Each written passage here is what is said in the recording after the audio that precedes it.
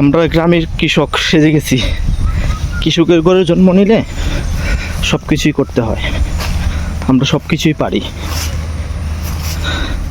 জমি থেকে ধান কাটা হয়েছে, এখান থেকে ধান আনতেছি, ধান নিয়ে ওই জায়গায় রাখবো আর কি।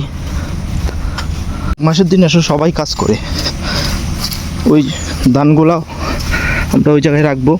রাখার পরে বোমা দিয়া ধান ভাঙাইতে হয়, বোমা মেশিন দিয়া। কোন দিন আয় ঠিক নেই, তাই ভাবে রাখতেছি জাক দিয়া ভাঙ্গা লাইছে।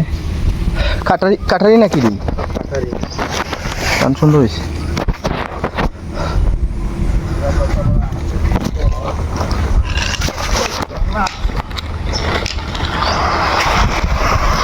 গাড়ি দিদি মেন না, গাড়ি দেন নিলে গাইব।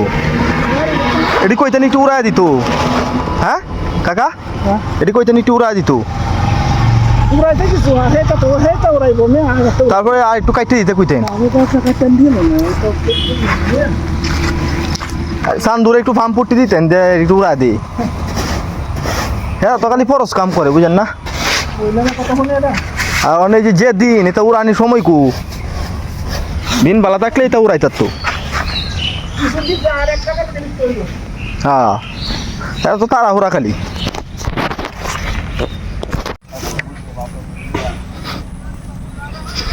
এভাবে ধান কাটতে হয়, ধান কাটা এই যে হলো মুড়ি, তারপরে এটা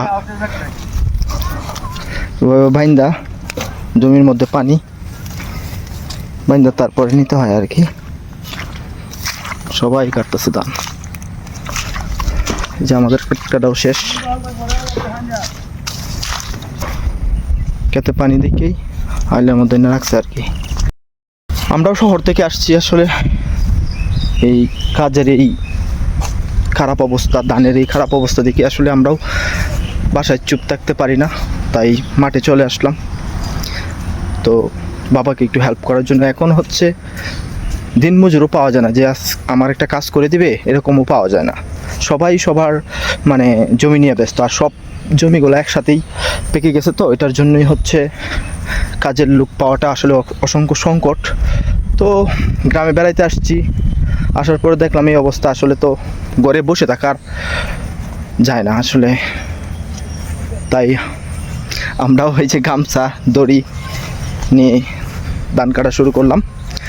তো আজকে চলে যাব লাস্ট দিন, তো একদিন দেখা যাক কী পরিমাণ কাটতে পারি। সবাই ভালো থাকবেন, সুস্থ থাকবেন, আল্লাহ হাফিজ।